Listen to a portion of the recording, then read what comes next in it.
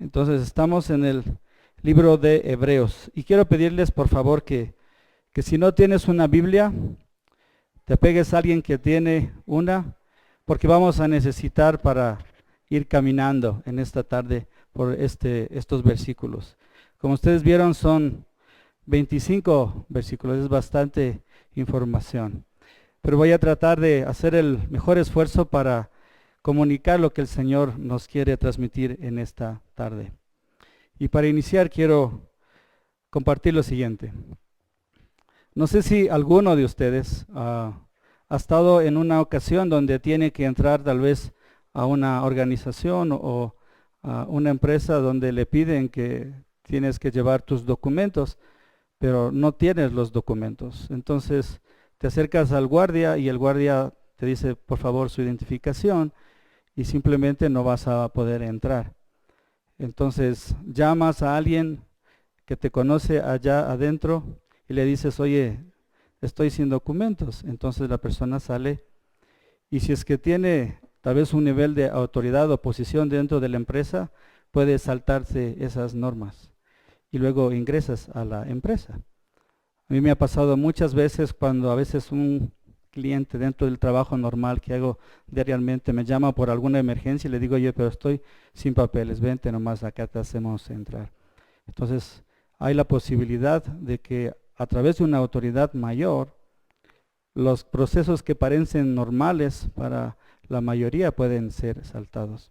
Y de alguna manera, lo que vamos a aprender es que la palabra de Dios nos muestra de que Jesucristo dentro del sacerdocio que Él cumple a favor de nosotros, a pesar de que los hombres lo estaban viendo de que no era parte del sacerdocio que tenía un origen o una genealogía por parte de Leví o por parte de Aarón, Jesucristo es un sacerdote. ¿Por qué? Porque pertenece a un sacerdocio que es superior, que ha sido nombrado por Dios mismo, ¿sí?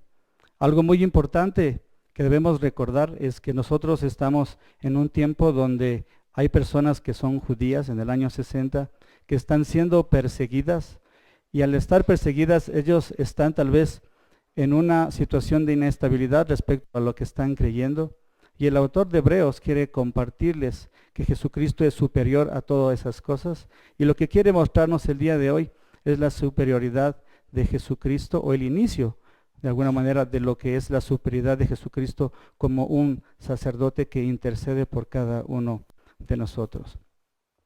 En la mente de un judío no cabía la idea de que Jesucristo pueda ser sacerdote. Haciendo un resumen rápidamente, los sacerdotes tenían que ser de la genealogía de Leví. Y para ser más exacto, deben ser descendientes de Aarón directamente, que también era levita, ¿verdad? Entonces, una persona que no era descendiente de Leví no tenía posibilidad de ser sacerdote bajo la norma que Dios mismo había establecido. E inclusive, si es que un rey o otra persona osaba ostentar o actuar o ejercer el rol como un sacerdote, la desobediencia era pagada. El rey Saúl desobedeció y él fue atormentado y perdió su reino. El rey Usías también, y él después de desobedecer murió con lepra. La palabra de Dios nos muestra eso como una norma. Pero no es así con Jesucristo, porque Él es el Hijo eterno de Dios, el cual está en otra posición, en otra jerarquía, y tiene un sacerdocio que es completamente diferente. Ahora, imagínense por un momento ustedes que usted es el encargado de escribir este capítulo 7 de Hebreos para demostrar eso a personas judías dentro de ese tiempo contemporáneo. Dicen que cuando escribimos algo y lo logramos plasmar en el papel es porque realmente lo hemos entendido. A veces pensamos que lo entendemos en nuestra mente, pero cuando lo vamos a escribir nos damos cuenta que necesitamos más información, inclusive para justificar por qué estoy escribiendo tal o tal cosa. El autor de Hebreos toma mucha información del Antiguo Testamento y considera de que toda su audiencia judía ya conoce todos los eventos que está relatando aquí. Entonces nosotros, que somos ahora lectores, lo que queda de nosotros es hacer un esfuerzo, inclusive tal vez en esta vez un esfuerzo mental, porque hay algunos aspectos que son, digámoslo así, técnicos, ¿verdad? Y vamos a explorar lo que dice la palabra de Dios, tal vez en agrupaciones de versículos, de tal manera que vamos a aprender 5 razones por las cuales nosotros debemos adorar y dar gracias a Dios por el sacerdocio que tenemos en Cristo Jesús. Tenemos 5 razones que están en su boletín ahí. La primera razón es que el sacerdocio de Jesucristo no está limitado a nuestras normas. El sacerdocio de Jesucristo sobrepasa esa norma. Y esto lo encontramos de los versículos del 1 al 3. Dice, porque este Melquisedec, rey de Salem, sacerdote del Dios Altísimo, salió al encuentro de Abraham cuando éste regresaba de la matanza de los reyes, y lo bendijo. Abraham le entregó el diezmo de todos los despojos, y cuyo nombre significa primeramente rey de justicia y luego también rey de Salem, esto es, rey de paz. La primera pregunta que se nos viene a la mente es, ¿quién es esta persona Melquisedec, verdad? El autor había hablado en el capítulo 5 ya diciendo de que Jesucristo era sacerdote según el orden del Melquisedec y temió que su audiencia no le pueda entender y exhortó a los que no habían crecido, no habían madurado en la fe en el capítulo 6. ¿Recuerdan esas exhortaciones? Eran exhortaciones un poco fuertes y que nos hacían evaluar cómo estaba nuestra relación con Cristo Jesús, cómo es que nosotros estamos viviendo la fe. Ahora vuelve al capítulo 7 y vuelve a nombrar y dice, porque este Melquisedec, rey de Salem. El nombre Melquisedec es nombrado en la palabra de Dios en el Antiguo Testamento solo 2 veces. Y la información que se provee de esta persona realmente no es mucha. Y es a propósito que no se muestra esta información. Por favor, si me pueden acompañar un ratito a Génesis 14.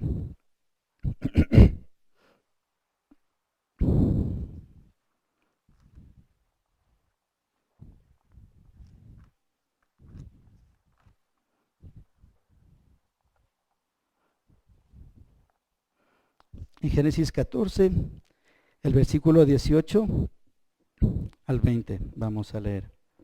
Entonces aquí dice, entonces Melquisedec, rey de Salem, sacó pan y vino, y él era sacerdote del Dios Altísimo, y lo bendijo diciendo, bendito sea Abraham del Dios Altísimo, creador del cielo y de la tierra, y bendito sea el Dios Altísimo que entregó a tus enemigos en tu mano.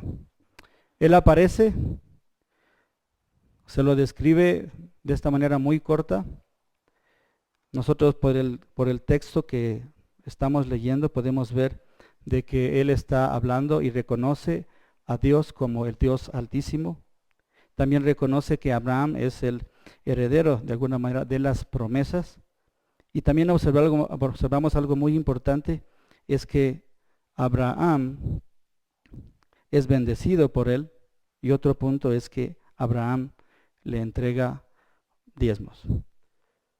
Si nosotros volvemos un ratito a la historia de manera rápida, ¿por qué es que Abraham le entrega un diezmo? Abraham había ido a rescatar, digámoslo así, a su sobrino Lot y había tenido una confrontación con otros reyes y Dios le dio la victoria. Seguramente Abraham venía con la frente en alto demostrando de que él y todas las personas que reunió lograron liberar a otras personas y eliminaron a unos enemigos, ¿verdad? Y mientras él está regresando, se encuentra con esta persona que se llama Melquisedec. No cuenta nada más. Y lo que observamos es que Abraham está reconociendo la superioridad de la persona con la que se está encontrando. Por eso le entrega los diezmos. En la época de ese tiempo, tú entregabas diezmos si es que era un rey, si es que era alguien superior o alguien a la cual tú venerabas. Y Abraham está reconociendo. Mantengamos esta idea en mente porque más adelante la vamos a volver a topar. Es el hecho de que Abraham reconoce la superioridad de esta persona que se llama Melquisedec.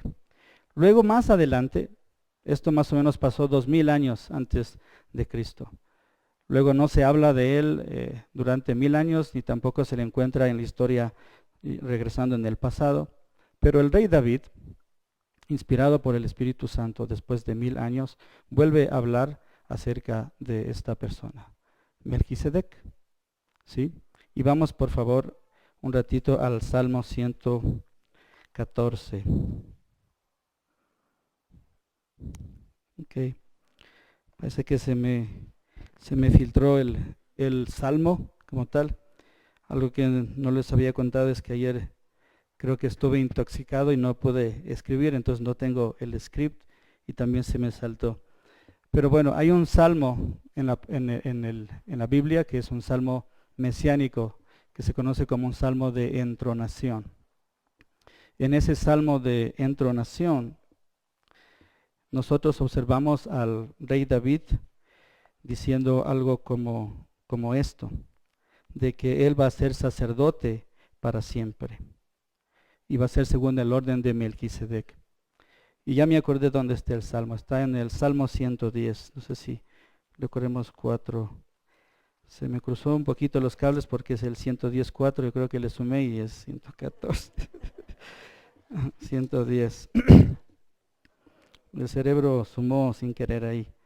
Entonces, bueno, aquí nosotros observamos al rey David declarando algo que se lo considera como un salmo mesiánico. Y ahí nosotros observamos que él está diciendo que Dios ha jurado de que Melquisedec, que Jesucristo va a ser un sacerdote según el orden de Melquisedec. Dice, el Señor ha jurado y no se retractará. Tú eres sacerdote para siempre según el orden de Melquisedec. Ahora, ¿qué es lo que nosotros aprendemos de Melquisedec? Nos gustaría conocer más información de Melquisedec, pero en Génesis nos da solamente 2 atributos. Él dice que es sacerdote del Dios Altísimo y también es rey de Salem. Es un sacerdote que es rey y es una persona, que es rey de un lugar histórico y también es sacerdote. Esas son las únicas características que nos da. Si nosotros con esas características que tenemos aquí, las conectamos con lo que el rey David está diciendo, lo que está diciendo es que nosotros vamos a tener, o que esta persona de quien está hablando en el Salmo 10, que es el Mesías, va a ser sacerdote para siempre según el orden de Melquisedec. Es decir, él va a ser rey y sacerdote. Ahora, recordemos algo. Los judíos no concebían la idea de que un descendiente que no era de la tribu de Leví pueda llegar a ser sacerdote, porque Dios lo había escrito, lo había estipulado de esa manera. Sabían que Jesucristo tenía derecho al trono porque era descendiente de Judá, pero no aceptaban el hecho de que llegue a ser sacerdote, porque conocían la historia. Y el autor va a seguir demostrando de que ellos tienen que simplemente aceptar o humillarse a lo que la palabra de Dios dice, de tal manera que lo aceptan como una verdad para su propia vida. Entonces lo que nosotros conocemos respecto a Melquisedec.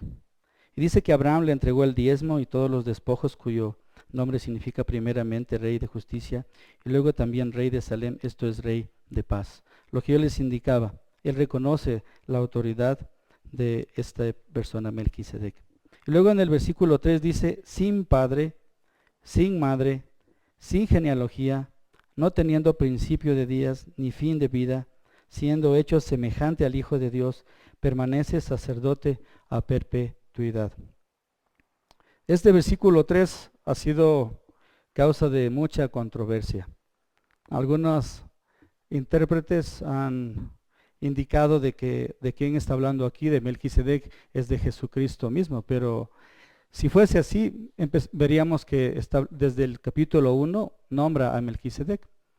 Y aquí tenemos algunas pistas porque el autor dice que es semejante, no dice que es igual a Dios.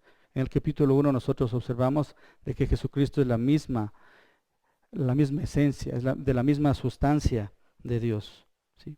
Pero ahora nosotros necesitamos explicar por qué es que aquí dice sin padre, sin madre, sin genealogía, no teniendo principio de días ni fin de vida, siendo hecho semejante al Hijo de Dios. Literal, si es que nosotros leemos de manera literal, diríamos entonces es alguien que nació, que no nació de padre y madre y tampoco, entonces es algo así como eterno, ¿verdad?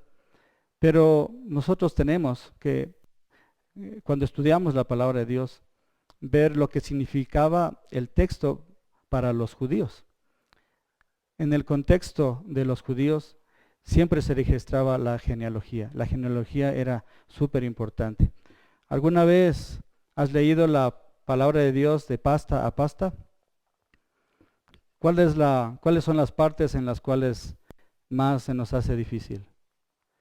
Cuando comienza a hablar de las genealogías, ¿verdad? Son páginas y páginas de personas que aparecen y que registran de alguna manera cientos y cientos de años, que para nosotros no agrega valor en teoría, ¿verdad? Pero para una mente judía eso agrega valor. Y si es que había una persona en la cual no se había se había guardado esa información, para los judíos significaba de que no tenía padre ni madre. Y eso es lo que nos está comunicando aquí. Ahora ustedes tal vez dicen como que no está fuerte el argumento, porque eso es lo que tú dices. Yo quiero que por favor vayamos un ratito a Esther. A Esther en el capítulo 2, el versículo 7.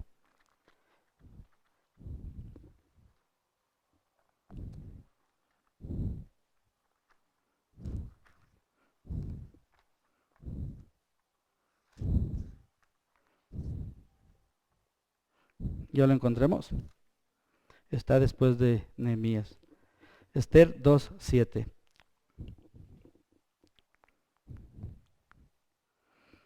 Nosotros hemos escuchado acerca de Esther y observemos cómo presenta a Esther el texto. Dice, y Mardoqueo estaba criando a Dasa, es decir, Esther, hija de su tío, y aquí dice, pues ella no tenía ni padre ni madre. La joven era de hermosa figura y de buen parecer. El punto es que si es que una persona no registraba genealogía, le consideraban como que no tenía padre ni madre. Ahora, ¿por qué es que Dios utiliza o presenta a Melquisedec sin genealogía? Porque es una persona que simplemente aparece antes del antiguo pacto, antes de Moisés, casi en el tiempo en el cual todavía Dios no había dado la ley de Moisés. Es una persona desconocida para Abraham, pero sí reconocida en la autoridad que tenía. No presenta su genealogía, no presenta que tiene inicio, no presenta que tiene fin, y que de alguna manera el sacerdocio de Melquisedec queda registrado como de manera perpetua en la Escritura, ¿verdad? En la palabra de Dios, pero que nos trae a la idea lo que significa el sacerdocio de Cristo Jesús. Porque Melquisedec es un tipo, es decir, es una prefiguración, es una figura de lo que sería el sacerdocio de Cristo Jesús, porque Él es eterno. Su Padre es Dios, ¿verdad? Pero Él no tiene padre ni madre, ¿verdad? Dentro de su eternidad de Cristo Jesús. Y el sacerdocio que muestra a Cristo Jesús también es eterno, al estilo como fue mostrado y como lo veían, en este caso, como quedó registrado en la palabra de Dios por los judíos, ¿verdad? Y como David inclusive lo mostró, hablando de Jesucristo, tú serás sacerdote para siempre según el orden de Melquisedec. Y lo que se conoce de Melquisedec es que de alguna manera no tiene inicio, no tiene fin, y queda registrado en la Escritura como un sacerdote que cumple esa característica y al mismo tiempo es rey de una ciudad. Entonces, el primer punto que nosotros aprendemos en estos 3 versículos es que Jesucristo, como sacerdote, no se apega a el sacerdocio que era dictado por la ley judía, ¿sí? O sea, un sacerdote necesitaba ser parte o tener una genealogía, como dice aquí. Entonces, Jesucristo, Dios no se limita a la genealogía y presenta a Jesucristo como un sacerdote. Y esto era, digámoslo así, loco para los judíos, porque ellos no podían aceptar eso. Ellos sabían que así era como funcionaba. Y el autor está buscando demostrar de que Dios no tiene límites en ese aspecto, ¿sí? Entonces, una primera característica por la cual yo le puedo adorar y le puedo dar gracias a Dios es que Él no se limitó a sacerdotes que nacían y morían, sino que nos presenta e introduce, inclusive históricamente a través de David, a Jesucristo como un sacerdote que es para siempre, que no tiene inicio, que no tiene fin y que está como sacerdote a perpetuidad, como dice y finaliza el versículo 3. Luego el autor nos quiere comunicar ahora que el sacerdote Jesucristo, nuestro sacerdote Jesucristo, es superior a todos los sacerdotes e inclusive a Abraham mismo. Dentro del ejemplo que está poniendo, dentro del ejemplo que está usando a Melquisedec, que era una persona, ¿verdad? Y nos hace ver de que es un poco, que ellos ya tienen que reaccionar, ellos ya tienen que ver el hecho de que Dios ha jurado de que no va a poner un sacerdote de la tribu de Leví. En el Salmo 110:4, el Señor está jurando y dice que Él va a poner un sacerdote según el orden de Melquisedec. Y no está jurando de que va a ser un sacerdote que viene de la genealogía de Leví, ¿verdad? Y el autor quiere demostrar eso. Entonces, él dice, considerad pues la grandeza de este hombre, a quien Abraham, el patriarca, dio el diezmo de lo mejor del botín. Como les decía, el diezmo solo se lo daba a alguien que era superior. Y en verdad, lo de los hijos de Leví, que reciben el oficio de sacerdote, tienen mandamiento en la ley de recoger el diezmo del pueblo, es decir, de sus hermanos, aunque estos son descendientes de Abraham.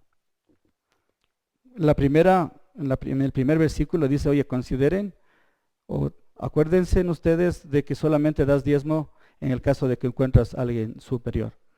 Luego dice, si por si acaso alguna persona está pensando de que los levitas recibían diezmo, dice, sí, pero eso era obligado, eso era por ley. Eso es porque Dios lo estipuló de esa manera. Y en el caso de Melquisedec y Abraham, Abraham está entregándole simplemente porque reconoce la superioridad, ¿verdad? Luego en el versículo 6 dice, pero aquel cuya genealogía no viene de ellos, recibió el diezmo de Abraham y bendijo al que tenía las promesas. Otra forma en la cual vemos la superioridad de Cristo Jesús es porque Melquisedec le bendice a Abraham. Solamente alguien superior puede bendecir con algo a otra persona. Solo alguien que es superior. Y en este caso, seguimos otra vez viendo que Abraham es bendecido por Melquisedec. Ahora, ¿cómo afecta esto? Ya que nosotros no somos judíos, o tal vez no tenemos en mente tanta historia que ellos tienen, es el hecho de que los judíos en ese tiempo le veían a Abraham, digámoslo así, como el superhéroe, el héroe de la fe, el patriarca. Y si nosotros lo reconocemos, diríamos, Abraham es el que dio origen a la raza judía que existe hasta el día de hoy. Es decir, es una persona importante para los judíos, para nosotros también, porque nos da ejemplo de fe, ¿verdad? De creerle a Dios. Sin embargo, él está reconociendo a esta persona que es un tipo de Cristo, a Melquisedec, como rey y sacerdote del Dios Altísimo. ¿Sí? Y tomando en cuenta, como decía en los versículos anteriores, que Melquisedec significa que es un rey de justicia y un rey de paz, como lo indica aquí. Justamente, y esos son los atributos de Jesucristo nuestro Señor, como rey de justicia en primera instancia y después como rey de paz. Y sin discusión alguna, concluye el autor, el menor es bendecido por el mayor, es decir, Abraham es bendecido por alguien que Dios había puesto en la tierra para que cumpla ese rol que no era común. Aquí ciertamente hombres mortales reciben el diezmo, pero allí lo recibe uno de quien se da testimonio de que vive. Y por decirlo así, por medio de Abraham, aún Leví, que recibía los diezmos, pagaba diezmos. Y aquí el autor extrapola de una manera que se hace tal vez un poquito difícil de entender. Pero para entenderla simplemente es lo siguiente. Lo que el autor está suponiendo es que Leví es el bisnieto de Abraham. Y lo que está diciendo es, inclusive Leví, que es el que de la tribu de Leví, inclusive él que todavía no nacía, él ya estaba dando tributo a esta persona que se llama Melquisedec. Lo que les está haciendo ver es que el orden de Melquisedec, este orden que nosotros observamos, es completamente superior.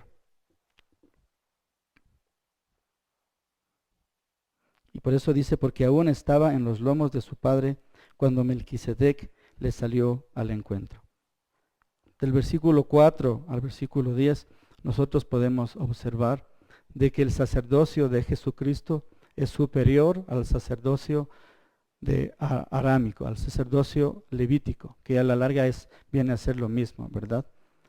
Y para la mente de un judío esto era un shock. Realmente era algo que ellos de alguna manera tenían que procesarlo súper bien. Y el autor no se queda ahí. Después de demostrar que el sacerdocio de Jesucristo no está limitado por las genealogías, e inclusive de que Abraham reconoció la superioridad de tal manera que el sacerdocio de Jesucristo es superior, luego continúa diciendo lo siguiente. Ahora bien, si la perfección era por medio del sacerdocio levítico, pues sobre esa base recibió el pueblo la ley.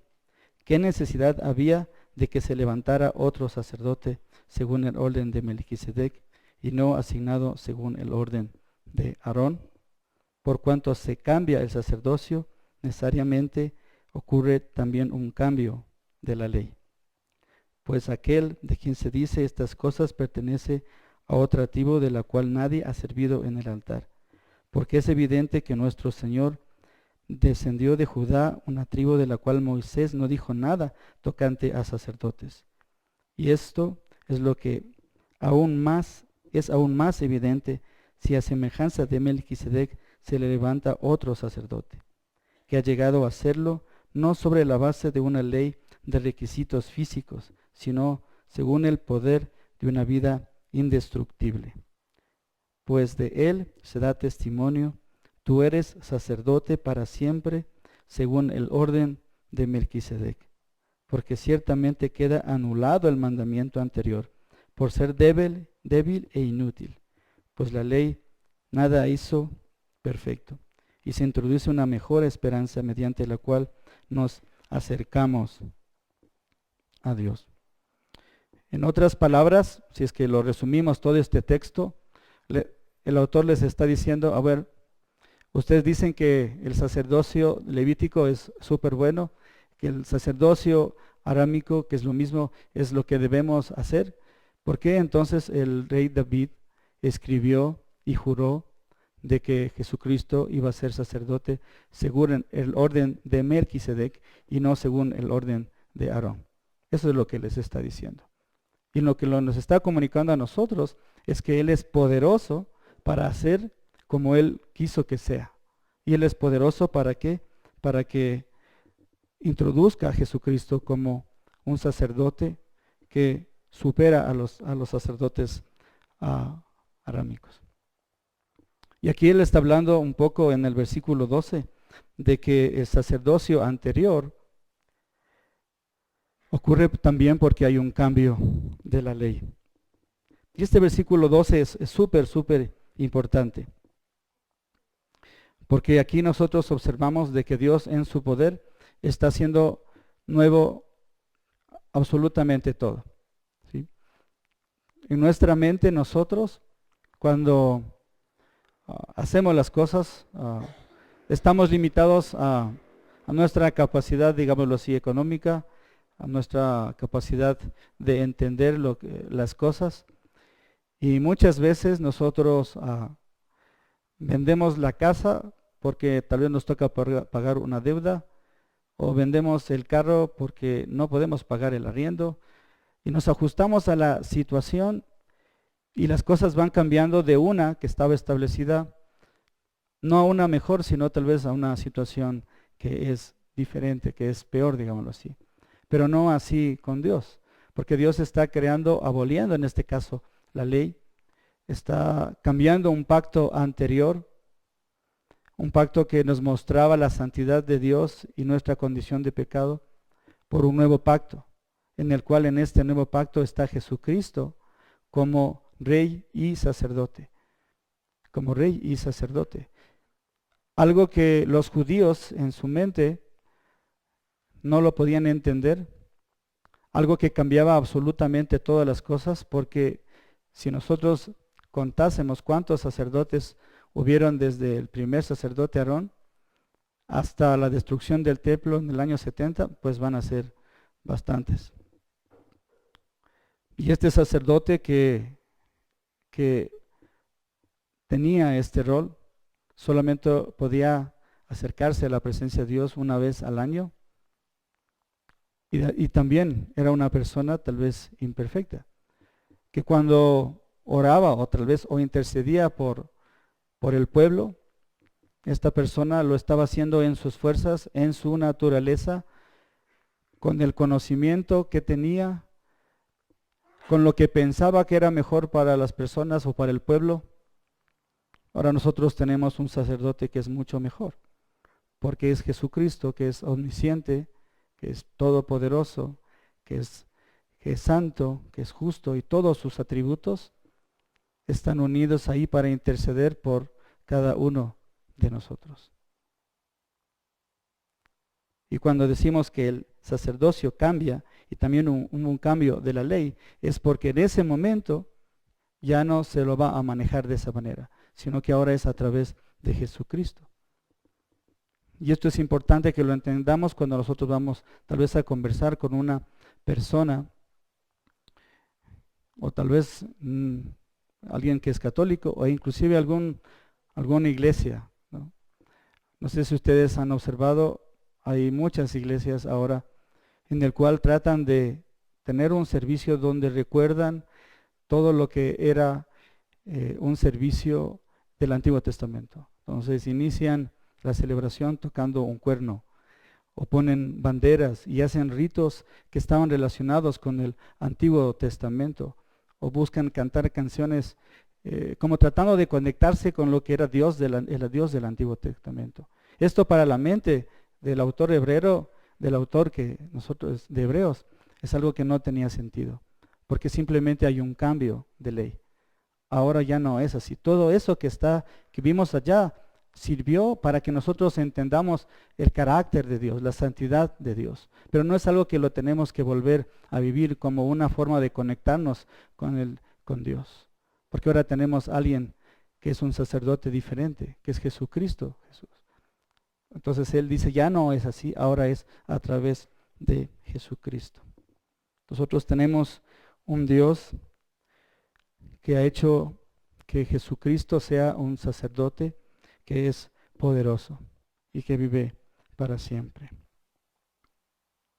Luego, continuando en el versículo 20, nosotros observamos de que hay una garantía, que este sacerdote está garantizado por el sacrificio de Cristo Jesús, que hay una garantía de salvación para nosotros a través de Cristo Jesús. Y dice en el versículo 20 al 22, y por cuanto no fue sin juramento, pues en verdad ellos llegaron a ser sacerdotes sin juramento, pero él por un juramento del que le dijo, el Señor ha jurado y no cambiará, tú eres sacerdote para siempre. Por eso Jesús ha venido a ser fiador de un mejor pacto. Nosotros tenemos un sacerdote que ha sido introducido por Dios y cuyo precio fue la muerte de Cristo Jesús. Nosotros tenemos un sacerdote que nos entiende a cada uno de nosotros porque Él vivió esa muerte. Él padeció. Y aquí el autor dice que solamente Dios ha jurado en el caso de Jesucristo, poniéndolo en el tipo que estamos viendo, que es Melquisedec. A Jesucristo como el rey y sacerdote que de alguna manera fue mostrado, figurado, representado a través de Melquisedec en el Antiguo Testamento. Y solamente por Jesucristo, por el Mesías, es que Dios dice que Él ha jurado y no cambiará y declara que es sacerdote para siempre. Y recordemos, recordemos que Dios no necesita jurar porque su palabra es suficiente. Pero como vimos en el capítulo 6 anteriormente, Él jura para que nosotros podamos tener una certeza mayor, una convicción mayor de que Dios va a hacer va a cumplir sus promesas, va a cumplir sus promesas. ¿Y cuál es la garantía? ¿Cuál es esta garantía? Es exactamente a Jesucristo entregando su vida. Por eso Jesús ha venido a ser fiador de un mejor pacto. La forma como Dios nos da garantía de salvación es porque ha puesto a su Hijo como garantía y ha entregado a Jesucristo como una garantía para que cada uno de nosotros podamos ser salvos.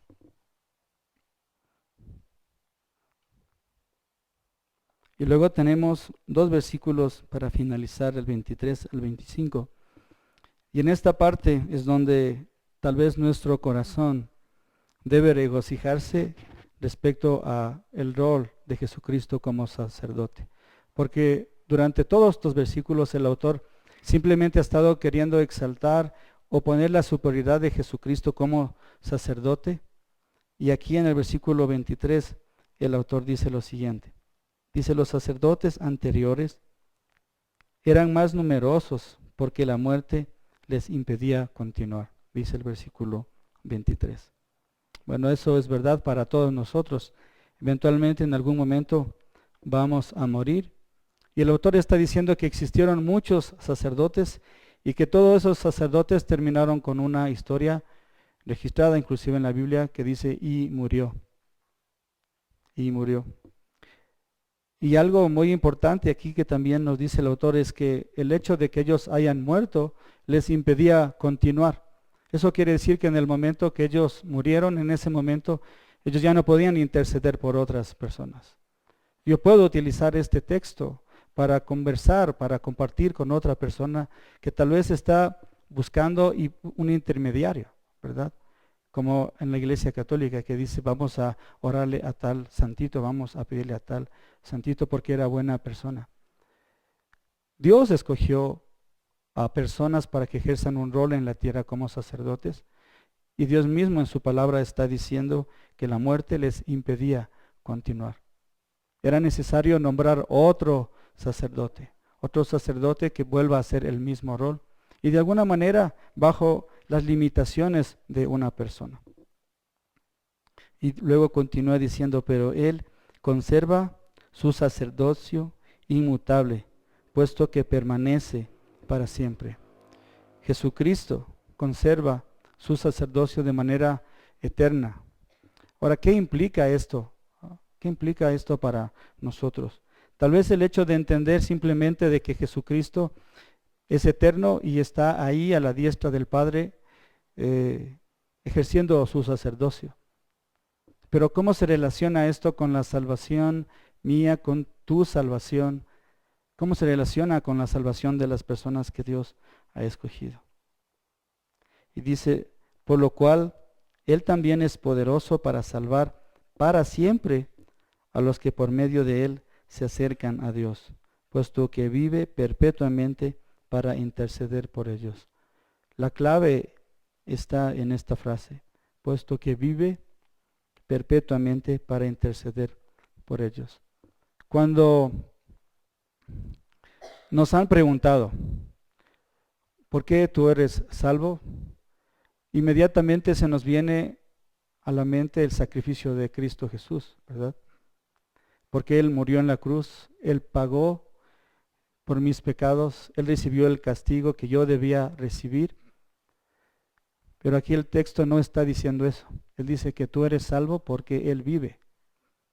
porque Él está vivo y porque vive para siempre. Y no solamente vive para siempre, sino que dice que Él está intercediendo por cada uno de nosotros durante toda la eternidad.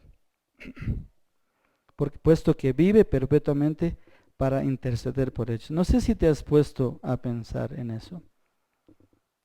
El hecho de que tú estés el día de hoy aquí y que vengas es porque Dios ha orado por ti para que tu fe se mantenga firme.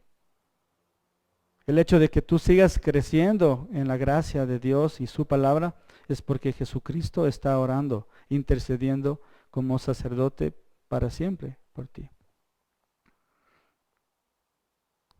Yo conversaba hace unos días con mis papás y les preguntaba si es que oraban por mí cuando era bebé. Y de ley, dice que sí oraban. ¿Y qué oraban? Y me decía, orábamos para que Dios te dé una linda esposa, para que conozcas a Cristo Jesús, para que tengas un buen trabajo, para que te vaya bien en la vida. Y muchas cosas que nosotros consideramos excelentes, buenas y que las deseamos inclusive, ¿verdad? Tal vez ustedes como esposos oran por su esposa y viceversa, ¿verdad? Para que Dios le permita seguir creciendo. Pero esas oraciones, aunque Dios nos manda a que nosotros oremos, esas oraciones son imperfectas. Por ejemplo, el Robert, que está aquí, vive con su esposa, pero si es que yo le pregunto, ¿conoces a tu esposa? Él me va a decir, le estoy conociendo. Y tal vez va a decir, pero no le entiendo, ¿verdad? Y muchas otras cosas y viceversa. Pero no es así con Jesucristo. Jesucristo nos conoce al 100%. Conoce las cosas que inclusive todavía no hemos reaccionado ante situaciones. Y nosotros tenemos al sacerdote perfecto, que es Cristo Jesús, intercediendo todo el tiempo por cada uno de nosotros. El hecho de que yo tenga fe y que usted tenga fe es porque Jesucristo está orando. Y permíteme demostrarte eso que estoy afirmando yendo a Lucas. Lucas 22, 31. Nosotros conocemos esa historia, ¿verdad? Jesucristo le está diciendo a Pedro de que él ha orado por él, porque Satanás ha solicitado zarandearle a él. Y luego Pedro dice que aunque se muere, él va a estar ahí, ¿verdad? Y conocemos muy bien esa historia. Vamos un ratito, por favor, a Lucas.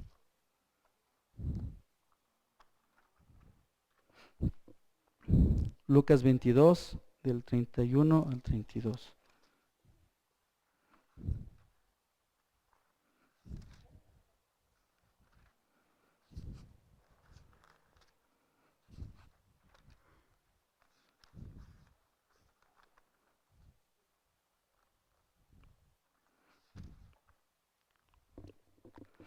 Aquí está hablando Jesús y de alguna manera esta es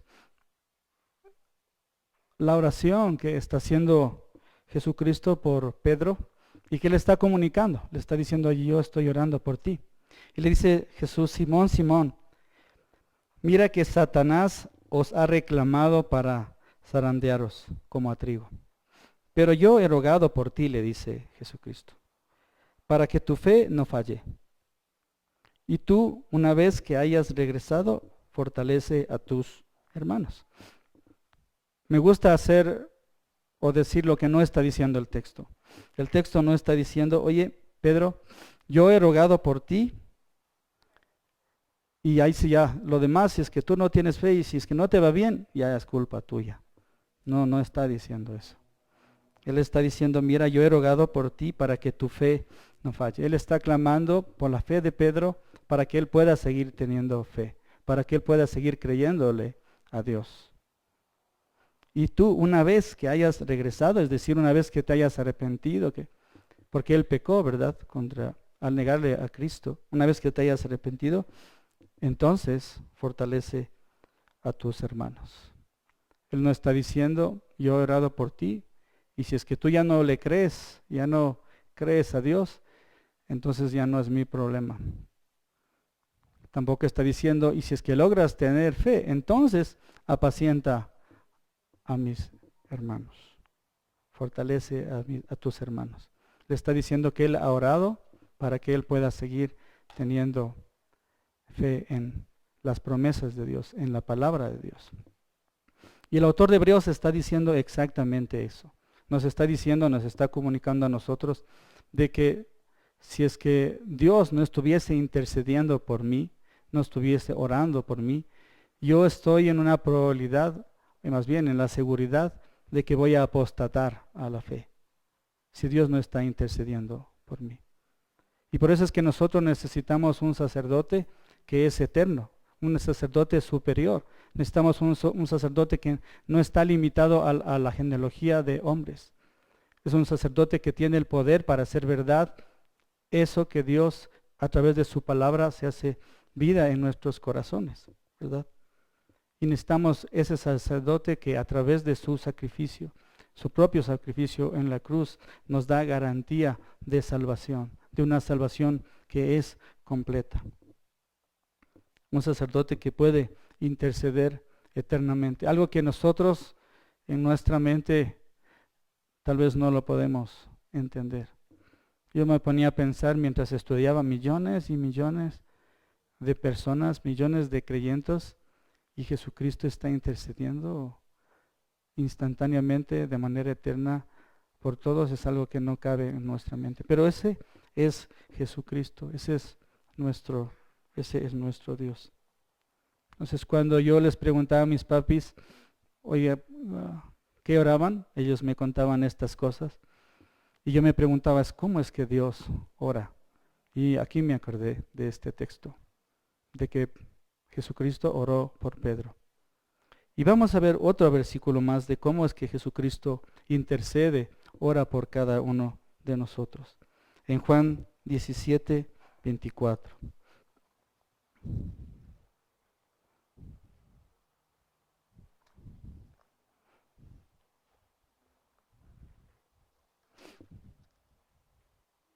Sería bueno que cuando estén en su casa o tengan un tiempo, ustedes puedan leer todo el capítulo 17, porque es una oración intercesora de Jesucristo. Pero solamente vamos a enfocarnos en el 17, 24, porque así es como ora o intercede Jesucristo por cada uno de nosotros. Jesucristo dice, Padre, quiero que los que me has dado estén también conmigo, donde yo estoy, para que vean mi gloria, la gloria que me has dado, porque me has amado desde antes de la fundación del mundo. Esto es hermosísimo, hermanos. Me pregunto ahora, ¿cuántos de ustedes o cuántas veces nosotros hemos dado gracias a Dios por esto que está haciendo Jesucristo, intercediendo? Inclusive en este momento está intercediendo por ti y por mí. Y la oración de Cristo Jesús es una oración en la cual Él anhela que nosotros estemos donde Él está. Y eso es algo hermoso, algo hermoso. Nosotros tenemos una salvación que es completa. Cuando nosotros nos preguntan acerca de la salvación, una de las preguntas clásicas es, ¿en qué fecha tú aceptaste a Cristo Jesús o en qué fecha fuiste salvo? Y hablamos como que fuese un evento que pasó ahí en el pasado y que ya se acabó y que como ya tomó la decisión, entonces ya soy salvo. La palabra de Dios nos está mostrando algo completamente diferente. Si es que Dios, si Jesucristo no estuviese intercediendo todo el tiempo por mí, por usted, simplemente usted no podría tener la fe que se requiere para poder creerle a Dios y su palabra. Es un motivo de adoración y es un motivo de agradecimiento. El hecho de que Dios nos haya mostrado, nos haya introducido al mundo a Jesucristo como el Salvador, como Rey y como un sacerdote que está intercediendo por usted y por mí de manera perpetua. Entonces nosotros tenemos un sacerdote que no está limitado, que es superior, que es poderoso. Un sacerdote a través del cual hay una garantía de salvación para cada uno de nosotros y que esa salvación está garantizada porque Cristo está intercediendo ante el Padre de manera perpetua y de manera eterna.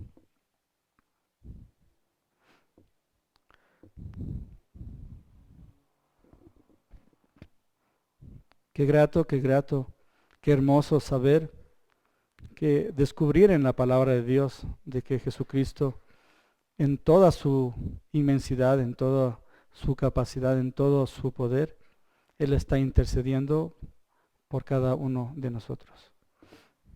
La palabra de Dios nos muestra a Jesucristo como este sacerdote.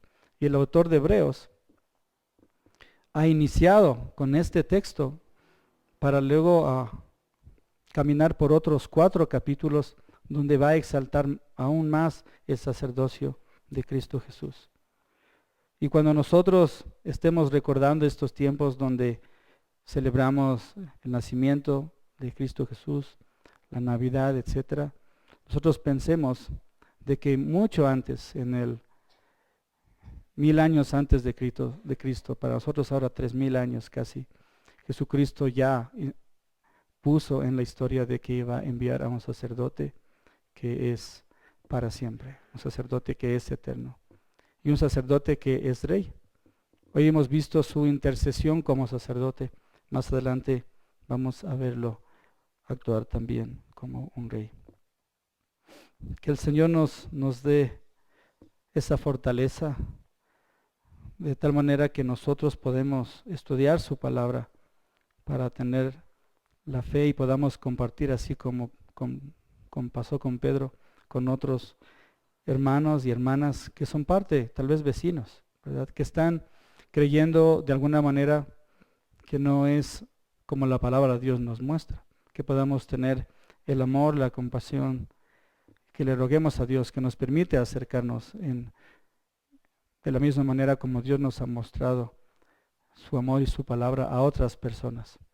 Estoy seguro que inclusive dentro de su propia familia hay personas que están buscando llegar a Cristo Jesús a través de cualquier otra cosa. Pero la palabra de Dios nos muestra en este texto que hemos leído, hemos estudiado, de que Él provee salvación solamente a aquellos que se acercan a través de este nuevo sacerdote, que es Cristo Jesús. Y cualquier otra cosa que se parezca a lo que era antes, deberíamos hacerla a un lado, porque tenemos un sacerdote que es completo. Oremos. Padre, te quiero agradecer por tu palabra. Ayúdanos a tener conciencia, a poder captar o maximizar la verdad de tu palabra de Dios en nuestros corazones de tal manera que nos regocijamos, inclusive cuando cantamos que no hay nada en la tierra que nos separe del amor que tenemos en Cristo Jesús. Recordemos todo lo que aprendemos de ti.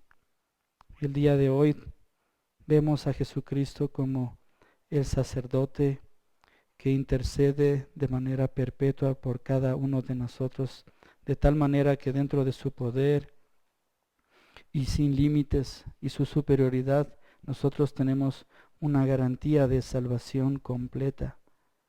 Y todo gracias a ti. Padre, te agradecemos por enviar a tu Hijo. Te agradecemos porque has puesto a un sacerdote que intercede por cada uno de nosotros. Te lo pedimos en Cristo Jesús. Amén.